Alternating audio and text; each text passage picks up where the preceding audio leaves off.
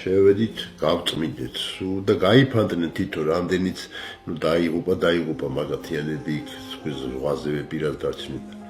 დანარჩენი თითოეულ აფხაზური პარტიზანული რაღაც დაჯგუფებები იყო იქ ადგილობრივები, დამის, ინტრი, გუტუ, ადგილობრივი. იმერმა გაიყვანეს დანარჩენები ეგრუსები. მოლდავეთის რაღაც სპეცნაზი იყო. და ბოლო კურსის ისენი იყვნენ ოფიცრები რა, მეხუთე კურსელები იყვნენ. იმ ოფიცერმა ერთმა გვითხარა, რომ გწოდნიყო ესე წინააღმდეგობას გაგვიწოდით თუ ესეც უფრო გამოცდილ ოფიცრებს წამოვიყვანდით. დაუტირეთ მაშინ მათ. რა თქმა უნდა, რაღაც იამაყეს გვრის ის, რომ ესე უბრალოდ შეიარაღებული ადამიანი იმხელა ქვედანაყოფს რო გააჩერებ და იმხელა გიგვას რო ჩაუშლი ჩვენს ვებერთელა ჩრდილოეთ მეზობელს. ყველაზე დიდი დანაკარგი განიცადეს დუშეთის ბატალიონმა, შავნებადამ და მე-11 ბრიგადამ. მათ შორის იყო შავნებადეს მებრძოლი, თბილისელი ედუარდ ბალასანიანი. ძალიან ბევრი ხბიჭი დაიღუპა და არ მიყვარს მაგ თემაზე ლაპარაკი. იყო მომენტი რომ ხედავდით და არ ვესწროდით, იმიტომ რომ ჩვენ არ გვესწროდნენ. ეგ იყო პირველი დღე. მაგრამ მერე მოხდა რაც მოხდა. ძალიან ბევრი გმირობა ვნახე იქა. ბევრჯერ მინახია როგორ მეგობარს იფარება აფეთქების შემთხვევაში, ბევრჯერ მინახია ეგეთი რაღაცა. მეთაურს როგორ გადაიფარა. არ ვიცი რა, ძნელია მაგას. ომი აი ძნელი რაღაცა, ვერ აგიცი.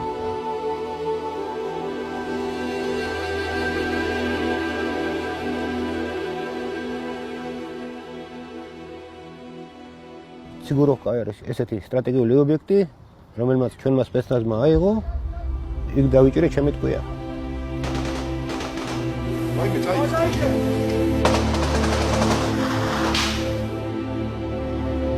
ჩვენსინ გამოვიდა ახალი მოსული იყო ეს სხოვნებული.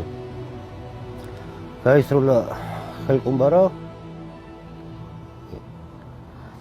და მაგ დროს დაარტყა სნაიპერმა. ვთილობდი მაგის გამოყვანას. ხედავდი როგორ მიმიზნებდა, როგორ მისროდა, მაგრამ სხვა გზა არ მქონდა. მინდოდა გამომეყვანა. ტყვია რომ მომხდა. კიდე ცოცხალი იყო ის საწყალი. ისე წავიქეცი რომ უყურებდით ერთმანეთს თვალებში.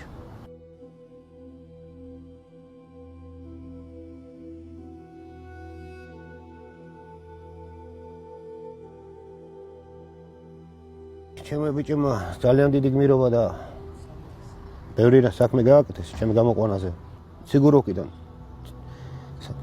მე მგონი 8 კილომეტრი ხელით მათრიეს. და ჩამომიყვანეს სოხუმის საავადმყოფოდე. სადაც პირველად გაკეთდა ოპერაცია, მე ისევ ბიჭების წვალობით და ბევრი ძალა იხმარეს მაგისთვის, რომ თბილისში მომხდარიყავ ძალიან მალე და თბილისშიც გამიკეთეს მეორე ოპერაცია, გავხდი პირველი ჯგუფის სიმრავლედი. პირველი ხანი მარცხენა მხარეს საერთოდ ვერ აღვნიშნავდი, ვერ ვიყენებდი ვერც ფეხს, ვერც ხელს. ვარჯიშობი და ბიჭების გვერდით გომით გავდექი ფეხზე. მაგის გადარჩენის შანსი არ მგონია რომ ყოფილიყო, მაგრამ ვცდილობდი. ეგ არის მთელი ჩემი ცხოვრების ტვირთი, რომ ის ვერ გადარჩა. ზადა ჩოლოყავა, გმირი ახალგაზრდა ბიჭი.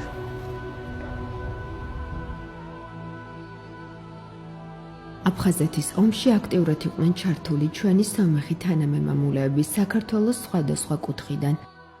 მათ შორის ბოლნისელი ერვანდ მარუტიანი, გაგრის შესასვლელთან გადაღებული ცნობილი ფოტოს ერთ-ერთი გმირი. იმ სურათზე მოყევით ის გაგრაში რო გაქვთ გადაღებული. ის იყო სპონტანურად, არც ერთს არ ვიცნობ იქ ვინც არის რა.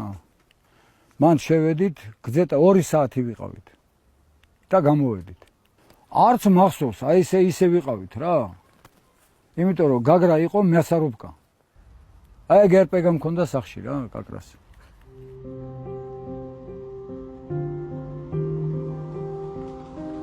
ომამდე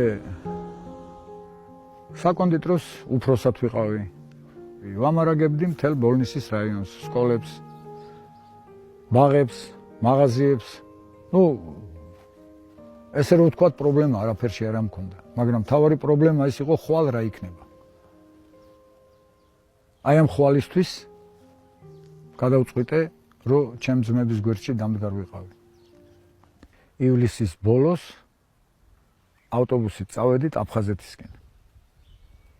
ანუ პირველები ჩვენ შევედით. მან ცეზარ ავქოფაშვილიც იყო, ამირანა ჩემი ბიძაშვილი, ბიძა ჩემი იყო ტარიელა ავქოფაშვილი, ნუგზარა ლაზარეშვილი, კურდღელას რო უძახით. კობა გოგებაშვილი. ეს ძირითადად ის ხალხი, აი ვირს გვერდში არ გეშინოდა არაფრის რა. აგუძერაში შევედით. აგუძერაში დახვდა უკვე როიტყვიან პლოტნაე კალცო აგნია. ავტობუსი იყო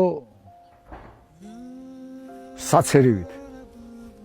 იქ როგორ გადავრჩით, რომ არავის არაფერი მოხდა, მე დღესაც აზე ვერ მოვდივარ, აი უბრალოდ როგორ გადავრჩით.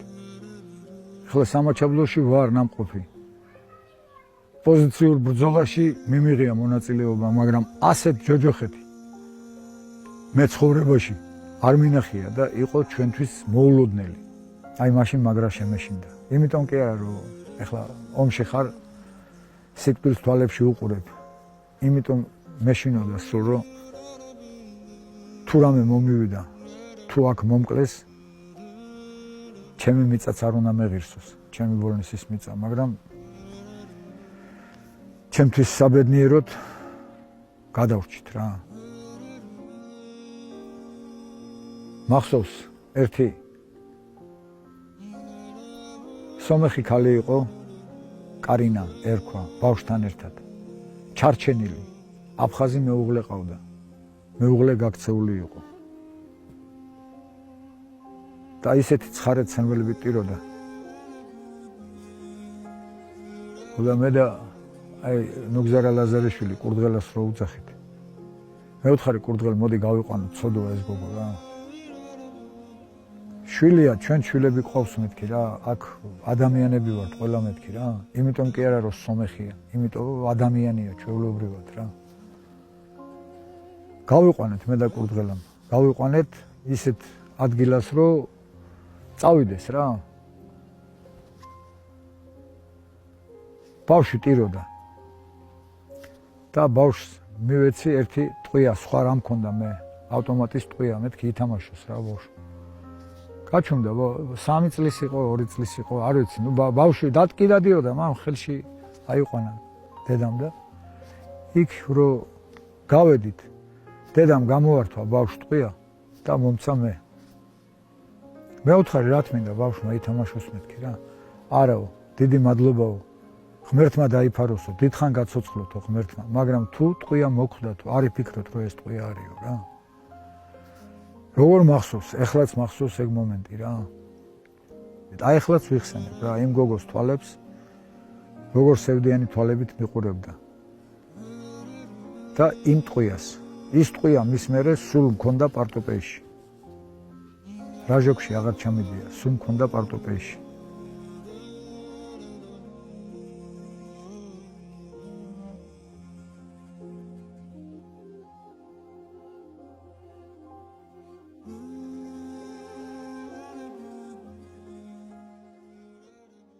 ედუარდ მიხეილიძე ხუდოიანი, საქართველოს შეარაღებული ძალების პოლკოვნიკი, დაბადებული ქალაქ თბილისში. მე უკრაინაში ცხოვრობდი. ახალი დაწყებული მქონდა სამსახური რაღაცა და რო ტელევიზიაში რო გავიგე რომ საქართველოში არეულობა, ჩემი სამშობლოა. იქ ჩემი ხალხი ცხოვრობს, ჩემი კლასელები, მეგობრები, უბნელები. როგორ გითხრათ, პირველი სიყვარული, ჩემი ქვეყანა, ჩემი ქალაქი, სად პირველად დავიწყე სიარული რამე და ჩემ მეგობართან ერთად გადავწყვიტეთ, რომ ჩამოსულ ვიყავით და დაგვეცვა ჩვენი სამშობლო, ჩვენი საქართველო, ჩვენი ქვეყანა.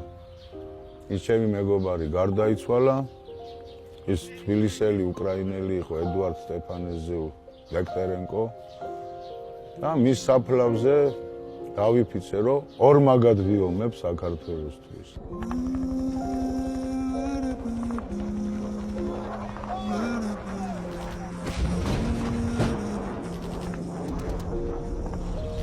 92 წელში 18 ნოემბერს თავდასხმა იყო მოწინააღმდეგის ავიაციის მიერ. პირველი ჭრილობები მან მიიღო. ეს ნურსი რო დაეცა ჩემ გვერდში 300 მეტრაში ხალხი დაიღუპა, მე გადავრჩი, პროსტა გავფრინდი რა ტალღიდან. ეს ტალღის ძალაც ხო არის? ო.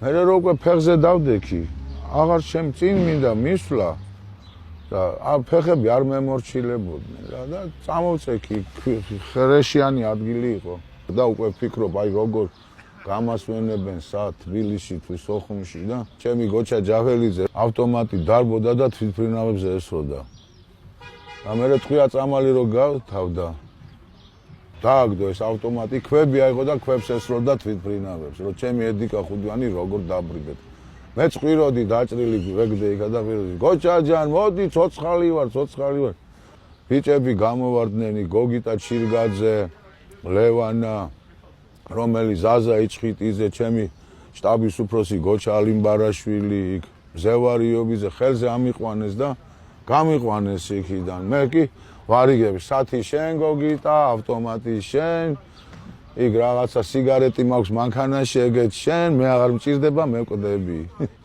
წამიყვანეს იმ მაცი მანქანა არ იყო სუ როლანდი იყო თავარი ინჟინერი მაგ შენებლობის მაგის მანქანის სიდენკა სულ სისხლში იყო რა მე საწვავი გათავდა გააჩერეს იკარუსი მე გააჩერეს ისა ნაყინის თუ ხორცის მანქანა იყო ეს მაცივარი რა ბოლოს და ბოლოს როგორც იქნა ჩამიყვანეს პირველ სავანტყოფოში იქ არ ქონდათ არც გამაკუჩებელი არც ბინტები არაფერი პირველი დახმარება ერთი მეგრელი ქალი იყო და იმან შემახვია ჭრილობა თავისი კასინკით აი ეს თავისი კასინკა მოხსნა და შემახვიეს ეს ყველაფერი მერე გადამიყვანეს აგუძერის თუ ბაბუშერის აღარ მახსოვს წესიერად სავანტყოფოში იქ გამაკუჩებელის გარეშე გამიკეთეს ოპერაცია წელზე თავზე მე რა მოკლედ და რო ვნახეთ აი რო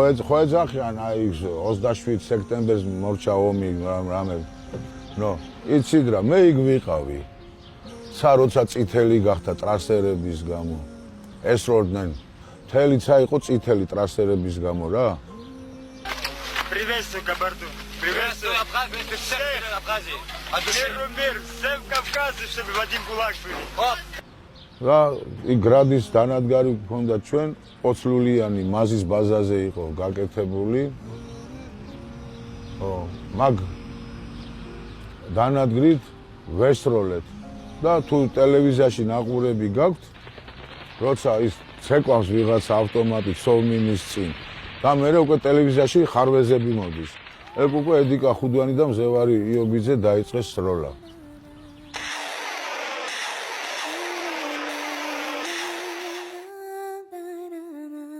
ამისთან არ მისულებს აფხაზმა ბანდიტებმა და მათ მიერ დაქირავებულმა მკვლელებმა ცეცხლი გაუხსნეს ჩვენს ავტობუსს. ძღოლმა მოასწრო მანქანის მანევრირება. ავტობუსი გზის სავალი ნაწილიდან გადაიყვანა და ბიჭებს მანქანიდან ჩამოსვლის საშუალება მისცა. მხედრიანელები საბრძოლო პოზიციებს ირჩევენ და მტერთან ბრძოლაში ებნებიან. ორმხრივი სროლის ხმაზე მათ დასახმარებლად მძიმე ტექნიკაც ჩაერთო. ამასობაში ახალციხის ბატალიონის მებრძოლების გამოჩნდნენ და ერთიანი ძალით შეუტიეს მტერს. რამდენიმე საათის ბრძოლების შემდეგ მტერი უკუაგდეს. გზა გაანთავისუფლეს, გაწმინდეს და მართულება ოჩამჩირისაკენ აიღეს. მე ვარ გიორგი ჭაღიაშვილი, დაბადებული ქალაქ ახალციხეში. ვარ აფხაზეთის ომის მონაწილე, ვეტერანი. ვიყავი შინაგან ჯარში, როდესაც წავედი.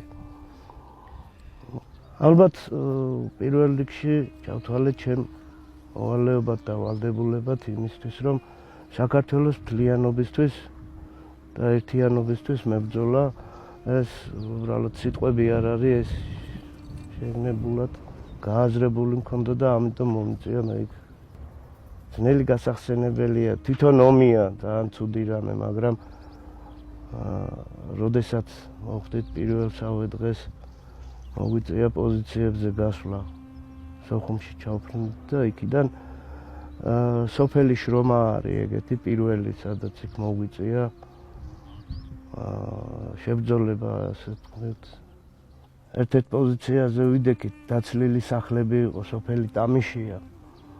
და იქვე გზის პირას იყო ერთი სახლი მიტოვებული, რომ შევედი, ეტყობოდა, რომ იქ ქართველები ცხოვრობდნენ სავარაუდოდ, ქართული წიგნები იყო და ერთ-ერთი ქალბატონი სავარაუდოდ მე როგორც მივხვდი იყო ალბათ მასწავლებელი და წიგნები იყო ქართული, დუმბაძის, ისტორიული წიგნები იყო და უცებ კინაღამ ვიტირე რა, ისეთი სიტუაცია იყო, რომ რატო უნდა ყოფილიყო ასეთი რამე, რომ ხალხმა მიატოვა თავის სახლი და წავიდნენ და დღესაც არ ვიცი რა ბედი ეწიათ იმ ხალხს. ალბათ ყველაზე ცუდი ჩემთვის ეგ არის გასახსენებელი.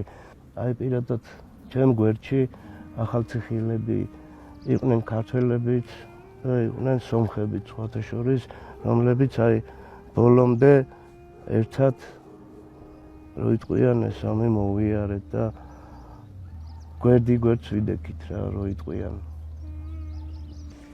Garjasat inchesem partking ras varastan gabraying menk ertank bidi ush chamba chuneng chishte menk cheng joge abkhaznerun varatchinerun aderbejannerun ayun mezi amar bittum mege bayt or irenk chenaskna mezi guzen hogera terkes arnen terkeres sink inchesem մենք հողերը չենք տա, չէ, աստված կարվենք պիտի, ուրեմն մենք շատ գոհենք վերացիներ են, որ մենք որ նեղը մնացել ենք, վերացիկ մեզի արել են իրենց մեջը, որ ապրինք, ուրեմն մենք պարտք ենք, եր չերտամ, դու չերտաս, մեգալը չերտա, չի ստացվի, էլանք կնացինք.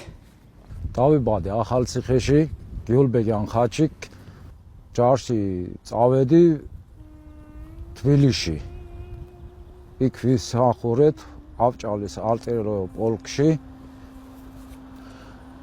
გვარდია იყო დავჯექით ავტობუსებში და წავედით აფხაზეთის ომში Embes եղավ որ իմացանք որ արդեն գարի վասկսվիբիդի էլանք քանացինք ախեցղա նստանք ավտոբուսները տարոշակները զարգինք կանացինք հասանք Թիվլիս ինձ մեզի դարան վասմոյ բոլկը մնացինք մեր շապատը ապա վերդ ինչ գործ կայնակ ենը հեչ ամենք սյուրեն էսին ես աֆցեր եմ ստարշի լետենանտ եմ Այջ էլանք կնացինք Ախալ սոփելში ვიყავით იქ ჩვენი რა გაუბიცის ისინი იყო დადგმარი ქუთაისე ბიჭები იყვნენ ბევრი იყვნენ და ახალციხიდან გოჩა კაზაროვი იყო გრძელიძე კობა იყო იმისთან იყვნენ თბილისელი ავლაბეარელი ბიჭები იყვნენ გარიკა იყო და არტურა იყო თბილისელი ერთის ოფიცერი იყო ოფიცერი ჩვენთან ერთად პირველად რო წავედით გვარი არ მახსოვს რა ჩვენთან ომი რო დაიწყო მაშინვე იქ მე მაგათთან ერთად წავედი პირველად რო წავედი მე როგორც სვიაზისტის ის აპარატი რაღაცა იყო მაგის რო მოვიტანო მაგრამ მეორე ჯერ რო წავედი გლავნი ნავოდჭიგი ვიყავი გაუბიცისა ერთი თვე სროლობდი ახლა ერთი პატარა შეცდომა რო გაუშვეს ვინ გაუშვებსო ერთი თვე შენესროლო სხვათა შორის მიკითხია კიდევაც აი რა გინდა როგორ მე საქართველოში ვცხოვრობ რა მნიშვნელობა აქვს სომეხი ვარ თუ ქართველი თუ რა ჩათვალეს იმათმაც აი იგივენაირად როგორც მე ჩავთვალე რომ საჭირო ვიყავი და წავედი მათაც ასევე ოჯახები მიატოვეს ცოლი შვილი ყავდათ მაგრამ წამოვიდნენ და იდგნენ იქ სადაც საჭირო იყო ჩემს გვერდით Ես որ քանացի կարիվ իմ դաղաս կար երկու տարեկան կանիգես աբերացի եղած էր მარასკსერ ტაღაჯან მიერთა ჰარასკსერ მანჯას ინძიბეს გერთას კარვე ეჩ მივახენა ესაემ იმ ჰარას ეღელა участник войны ქარსანემეკ თავერუნ ესა ეს ბაჩკანაცელემ Տունը մորանաս, տաղատ մորանաս, կինդ մորանաս, ամեջ մորանաս, զենքը կարնես, մեջ ավասկը, բատրոն տղվա, ու կարվիս կը, ինչ կանոր պետք է, մենք գիտենք, որ արդեն բիդի սաղ չմենանք, բիդի մերնինք, լավ է կարվինք։ Ომի զოგადად რა ვიცი, ალბათ დიდი დაღი დამადო ცხოვრებაში, თუნდაც იმიტომ რომ ომში ადამიანები უპებიან რა და რა ვიცი, ყველას უსურვებდი რომ ომი არ ენახოს. ომი ძალიან ცუდი და ესეთი არ არის კარგი რამე. ცოტამ თუ იცის ჩვენი სომეხი თანამებრძოლების შესახებ სოხუმიდან.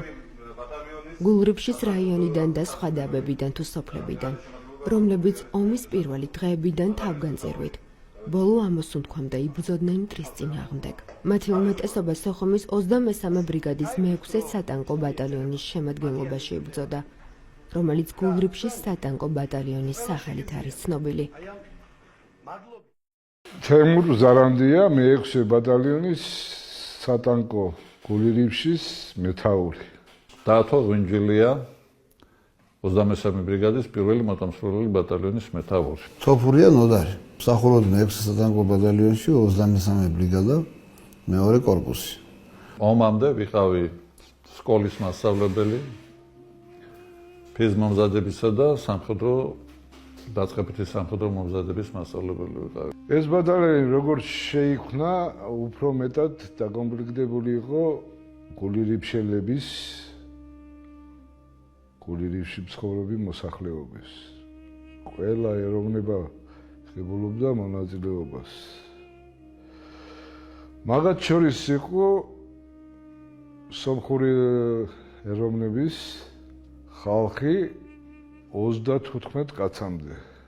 აქედან 18 კაცი იყო ჯავშან ტექნიკაზე, ტანკებზე, დანარჩენები როგორც რიგითები, სროლელები მსახურობდნენ მე-6 ბატალიონში. საერთოდ ძალიან ინტერნაციონალური ქალაქი იყო სოხუმი ყოველთვის. სოხუმში ცხოვრობდნენ ქართველები, რუსები, უკრაინელები, ბერძნები, სომხები, ვინ იყო იქ ესტონელები იყვნენ, ჩვენს ბატალიონში იყვნენ, ესენი ყველა. მე ახლა არ ვიცი იმათი შემადგენლობა, მაგრამ დაახლოებით ვიცი, ზუსტად იგივე ის იყო შემადგენლობა იყო იქით ამ მხარესაც. რა არის, როგორ ყალიბდებოდა ეს? შენ ვისთან ხარ, ვისთანაც ურთიერთობა გაქვს კარგი, მეგობარი არის, ის შენ გვერდში დგება. იგივე სიტუაცია მოხდა ახლა იქ ვინ იყო სწორი და ვინ იყო მართალი, ეს უფრო აი ამ დონეზე წყდებოდა, რომ აი მე მაგას ყავს ვიღაცა მეგობრები ქართველები, ესენი არიან ძმაკაცები, ესენი გვერდში გვიდგანან. სომხები იყვნენ ძირითადად ადგილობრივები. ბატალიონში სხვადასხვა სიტუაციები არის, ხან ბატალიონის შტაბში ჭირდება რაღაცა და როგორც ჩვეულებრივად სამხედრო ნაწილი ისე ფუნქციონირებდით. გამორჩეული იყო რამდენიმე პიროვნება, ერთი განსაკუთრებით გამორჩეული პიროვნება ეს მოვიდა ჩემ ძმასთან ერთად.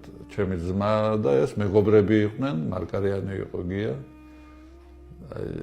წარმოშობით ესენი იყვნენ, მე მგონი ყარაბახელი სომხები. ძალიან გულიანი ბიჭი იყო. სადაც რამე რო ხდებოდა, ჩემი ძმაც ესეთი იყო ცოტა ესა და ვცდილობდი ესენი რო ერთად ყოფილიყვნენ შეარაღების აწყობში, მაგრამ რამე რო მოხდებოდა, სულ წინდრობოდნენ და ყველაზე გამორჩეული ესეთი სიტუაცია იყო ჩვენთან განსაკუთრებული 16 მარტის ბრძოლები რო იყო. იქ მოხდა ისე რომ გარკვეული პოზიციები ჩვენ დავკარგეთ, ასე ვთქვათ, შემოვიდნენ იმ პოზიციებზე და როდესაც დამხმარე წამოვიდა, ეს ჩემი ძმა იქ დაიჭრა მაშინ იმ პერიოდისთვის 16 მარტს და ეს გიაც მარგარიანიც მოვიდნენ აბა რა და დამხმარე ძალა რო იყო, ამას თან იცოდა პოზიციები, ამას მივეცი 40 კაცი და გია მეუთხარი მესამე ასეულს უჭერს და ეს შევიდა და იმ პოზიციები, ასე ვთქვათ, გაანთავისუფლა იქ, მოიხსნა იქ ალყის ისინი საშიშროება. იქ ტყვეებიც აიყვანეს რაღაცა ის. წარმატებული და პირველი კაცი, ვინც დავაჯილდოვით ჩვენი ბატალიონიდან საერთოდ, ეს იყო ეს გია მარკარიანი. მე ისე მოხდა, რომ როდესაც მე დავიჭერი, მე და გია ერთად ვიყავით. ისიც დაჭრილი იყო ასხოლკით, მაგრამ დადიოდა და მე ფეხში დავიჭერი და ერთად გამოვედით. რუსიანი იყო ერთი ჩვენთან. ვიაჩესლავი სლავა. ის იქ დაიღუპა. აი ვახტანგ გორგასლის ორდენის კავალერები თუ არიან თქვენ? კი, თქვენ წინაშე არის ეგ. თქვენ რომელი ხარისხის კაცი? მესამეს. მესამესი. კიდევ არის ორდენები, არ არის ახლა ავატყოფია, მაინც იქ არის.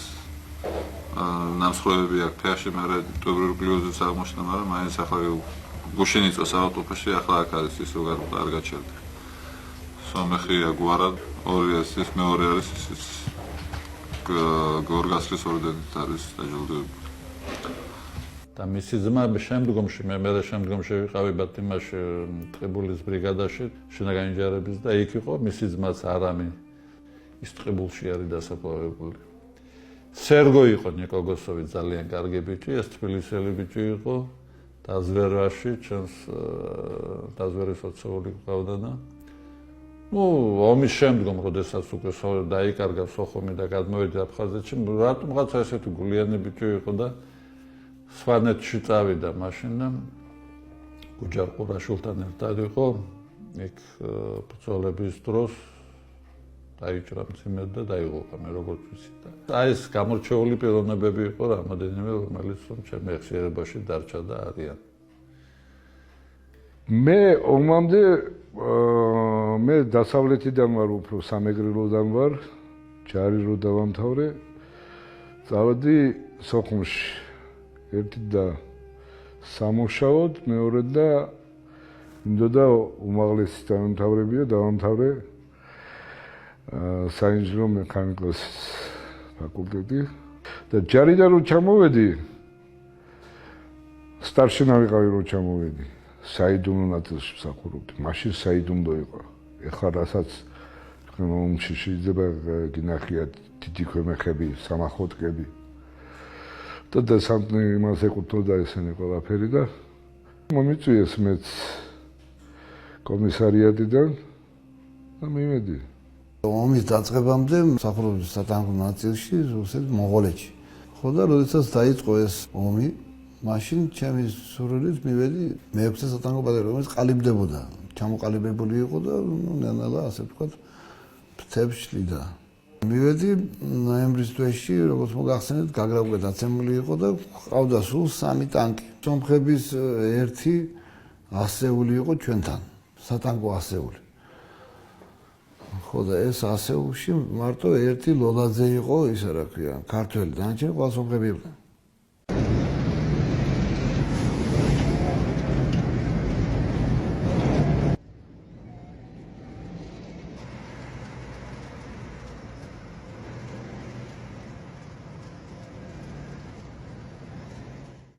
ასევე მე არ შევსწრები ვარ პირადად, მაგრამ ვიცი 3 სომეხი ტანკისტი, რომელიც ბოლომდე ისროდა ალმოდებული ტანკიდან და სადღაც სოხუმთან დაიწვა. მაგათ მეთაური იყო გრიშა კაჯოიანი, გრიგოლ კაჯოიანი, ჩვენ გრიშას ვეძახდით მას, რომელიც ძალიან ვაჟკაცურად ემობდა ბოლომდე.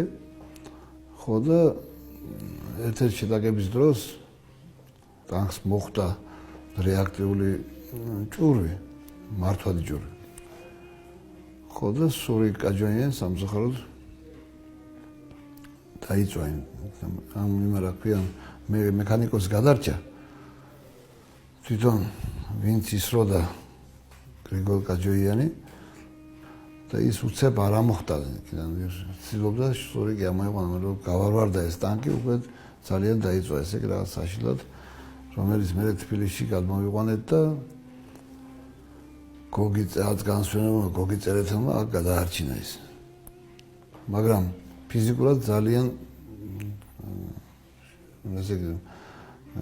ცუდად გრძნობდა თავს. მიუხედავად ამისა ის დაბრუნდა. და განაგრძო ბრძოლა. და ჩვენ ერთად გამოვიდა. სურიგზე მინდა ვთქვა აუცილებლად ძალიან კარგი პიროვნება იყო ის, რა თქმა უნდა, ძალიან წყნარი პატიოსანი წესიერი და ეს დამწვარი ადამიანი როგორ გარდაცვლილი ჩავასვენეთ, რა თქმა უნდა, რომ მივიყვანეთ სახლში. ახლა იქ სტუბრად მისვლის და მოსვლისა და ესე ვთქვათ, ერთმანეთის ოჯახების გაცნობის დრო არ იყო, ომი იყო. ხო და რომ ნახეთ, საშინელება იყო ეს კაცი როგორ წამოვიდა ომში. მე არ ვიცი, ესე დედა კოჭლი იყო, ინვალიდი იყო, საწყარ ფეხის გიოდა. მამა ჯოხი დადიოდა, კასტილებით, პროსტორად, ისიც ინვალიდი. ხო და მოკლედ ეს ყველაფერი დატოვა იმ კაცმა და წამოვიდა ომში ჩვენთან. წამოვიდა ხა თავგანწირვა და რა ისაა ეს, ხო? როგორ შეიძლება ეს არ აღნიშნო და გულთან არ მიიტანო. ერთი სოფლის თავმჯდომარე იყო სომეხი კიდე. მან ბოლომდე იბრძოლა იქ როგორც მოგახსენეთ ამჟამად და ბოლომდე იბრძოლა და ისიც დაიღუპა იქ. ყოველ შემთხვევაში ვერ მოვიძიეთ ვერსად. ტანგის მეთაური იყო და წინა ხაზზე ეშერაში დაიღუპა. როგორც მებრძოლებმა ძალიან კარგი სახე აჩვენეს ბრძოლაში, ერთი წუთითაც არ მიუტევებიათ ბატალიონი. დაჟე იყო შემთხვევა ის, რომ ერთი ძმა ის კვიდრიძმები არ იყვნენ, ნუ ბიძაშვილები იყვნენ. და როცა შემოტევა დამთავრდა, ჩემთან მოვიდა ეს ბიჭი და ნებუნება კამანდირ იქო ჩემი ბიძაშვილი წევს. და ნება მომეციო ეს ცხედარი წავიღო და ჩემ სასაფლაოზე დავასაფლავო. ბარას ვიტყოდი. ბატონო მე უთხრა. არავის არ გაუგია, არ თავრობას და არ ზარაბირს. ბიჭები მივახმარე, მანქანა მივეცი და წაიყვანა და თავის საგვარეულო სასაფლაოში დაასაფლავა. ასეთები ხდებოდა. კიდევ ერთ რაღაცას მინდა გაუსვა ხაზი. სომხური სოფლები, რომელიც იყვნენ, აი ეს 34 ბიჭი ვინც იყვნენ სომხური სოფლები აფხაზეთში რომ იყვნენ. ჩვენ დაჟე საკვებით ვეხმარებოდნენ. გინ კარტოფილი იყო, კიტრი, პამიდორი, შვეზე ხორცს გამოგიგზავნიდნენ. ეს თანადგომა რამ გამოიწვია და იმიტომ რომ ჩვენ ერთად ცხოვრობდით ულიფშის რაიონში. თითქმის ყველა ერთმანეთს ვიცნობდით. თითქმის ყველა სამსახურიდან იყო, მეზობლობა იყო, ეს ყველაფერი ერთად ვატარებდით, ქორწილი იყო, ხინი იყო, გაჭირება იყო, ერთად ვიყავით და უფრო მეტად აი ეს კავშირი რო იყო, იმან გამოიწვია რომ ეს ხალხი ჩვენთან ერთად დადგნენ. მე ხაზს გაუსვამდი, რატომ შეიქმნა იქით ამხარეს ბაგრამიანის სახელობის ბატალიონი.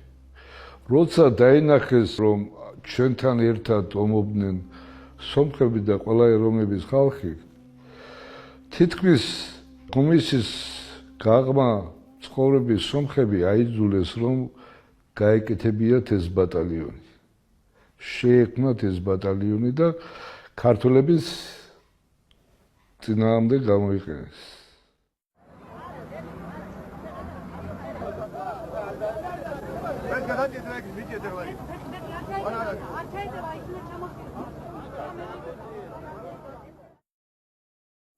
Как бы тайком вывезли в Россию. Долгое время был в России. Когда интернет появился, я нашел сначала одних друзей, и потом вот командиры, они мне это сделали. Подсказали, как его найти. ხელა ვიღაც მეხმიანება კაცო. რომელი ხარ მე ვთხარი და კომანდირი მე ვარო ანდრო თიდა ბიჯო რაშევი როგორ ხარ აკედი მე არის ექსოცხალი რომ დარჩებოდა ნალგად არ მეგონა აფხაზების დახმარებით წარმოიდგინეთ, აფხაზები მოეხმარნენ. გადაიყვანეს იქ და ცხოვრობდნენ სადღაც კრასნოდარის მხარეში, მერე საშუალება არ ქონდათ, ვერ ჩადიოდნენ ახლა სოხუმში. მამაც გარდაიცვალა, დედა, ძმაც და არავინ აღარ დარჩა ამ დროს. ჩამოვიყვანეთ, მოვათავსეთ თავშესაფარში. შემდეგ არ მისცეს სოციალურები, რომ ბინა მიეღო ან ფულადი დახმარება მიეღო. რახან თავშესაფარში იყო, ეგრეთი კანონი ყოფილა სამწუხარო ძალიან ცუდი. შემდეგ გადავიყვანეთ ნაქირავებში და ეხლა ნელ-ნელა ვახსენებთ იმას, რომ რაღაცა ჩვენ ამ დროს თავისი ბინა ქონდეს, თავისი ადგილი ქონდეს ამ დასახურებულ კაცს, ვაჟკაცს. დაჯილდოებული არის ეგეც მხედრული მამაცობისთვის ორდენით და ეხლა ვცდილობთ, რომ როგორმე აი ეს კაცი ისევ ავაღორძინოთ და ისევ ღირსეული ადგილი მიუჩინოთ, იმიტომ რომ არის საქართველოს გამორჩეული გმირი და ვაჟკაცი კაცი. ორივე მხარეს ჰქონდა უძიმესი შეცდომები, რამაც განაპირობა ის, რომ ესეთი სისხლიანი დაპირისპირების გაღრმავდა ასე დაპირისპირება. აი მაგალითად ახლა ჩვენ ხშირად ვლაპარაკობთ ხოლმე სამართლიანად ბაგრამიანის ბატალიონის მიერ ჩადენილ დანაშაულებს, სავსებით რეალისტურია. იყო შემთხვევები ქართული მხრიდან, სადაც დანაშაული იყო ჩადენილი, მაგალითად იგივე ოჩამჩელის რაიონის სომეხი მოსახლეობის მიმართ. ისევე როგორც ვაშურის, როგორც ქართული მოსახლეობის მიმართ და როგორც აფხაზური მოსახლეობის მიმართ. ეს არის ძირითადად ყაჩაღობა, ქურდობა და სხვა ასეთი ტიპის დანაშაული მანქანების, ავის უამრავი დანაშაული, რომელიც ერთი ჩამოთვალა. მაგრამ მე ჩემთვის მინდა გითხრათ, რომ ეხლა მე ვერ შევადარებ ამ დანაშაულს, იმ დანაშაულს, რომელიც მე მეორე მხარემ ჩაიდინა. გულისხმობ ტყვეებთან მოქცევას და გულისხმობ ახალ სოფლის ტრაგედიას. ეს დანაშაული განსაკუთრებით ჩრდილოეთ კავკასიელი მებრძოლების მიეწერება და რეალურად ესეც იყო, მაგრამ საბოლოო ჯამში კრებსით გამოდის, რომ მოსახლეობა ქართული, სომხურიც, აფხაზურიც ძალიან დააზარალა ამოვმა, ეს ბუნებრივიც არის. მაგრამ იმისათვის, რომ ურთიერთობის ახალი სისტემები შეიქმნეს, აუცილებელია ყველამ თავის დანაშაული თქვას. მეორე მხარე თუ არ ამბობს დანაშაულს, მაშინ შენ უნდა მიუთითო მეორე მხარეს დანაშაულზე, მაგრამ შენი დანაშაულსაც ხაზი უნდა გაუსვა და თქვა რა გაკეთდა. ხო და რა გითხრათ ახლა, ერთ-ერთი მებრძოლი მეკამათებოდა ამის თაობას და მეუბნებოდა, რომ ამდენი ძალადობა იყო ჩვენი მხრიდან, მაგრამ ამდენი სიკვდილი არ ყოფილა მშვიდობიანი მოსახლეობის, რაც იყო მოწინააღმდეგის მხრიდან. ხო, შეიძლება ეს ასეც იყო, მაგრამ საერთო სურათს და საერთო მდგომარეობას ეს მაინც არ ცვლის. მე არავის არ ვამტყურებ. მე უბრალოდ ვამბობ, რომ ომს ასეთი მახინჯი წესები აქვს სამწუხაროდ. ეს წესიც არ არის, წესზე მიღმაძგას, მაგრამ არის ასეთი ფაქტები ხდება. დაშვებული შეცდომების გამო ჩვენ პირადად მე ამ დაშვებული შეცდომების გამო უფრო მაღლა უნდა დავთქვი და უნდა ვთქვათ, რომ ეს შეცდომები დაუშვით, ეს მოხდა. მაგრამ ეს იმას არ ნიშნავს, რომ ხვალინდელ დღეში ამ ძველი მოგონებით ვიცხოვროთ. მე ასე მგონია. Есть у вас пожелания?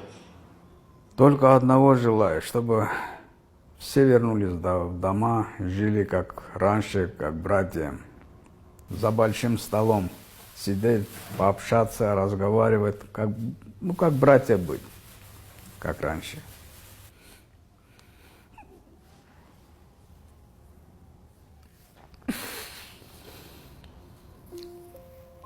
Аминь. Эй, хами, Андрюха, если вы вернемся. ფილმის გადაღებისას წარმოებული კვლევის შედეგად დადგინდა. 1992-93 წლებში აფხაზეთის ომის პერიოდში 200-მდე სომეხი მებრძოლი ირიცხებოდა საქართველოს შეიარაღებული ძალების შემადგენლობაში და სხვა მოხალისეთა ბატალიონებში. მათგან 57 მებრძოლი გმირულად დაეცა ბრძოლის ველზე. 19 მათგანი დაჯილდოვებულია საქართველოს უმაღლესი სახელმწიფო ჯილდოებით.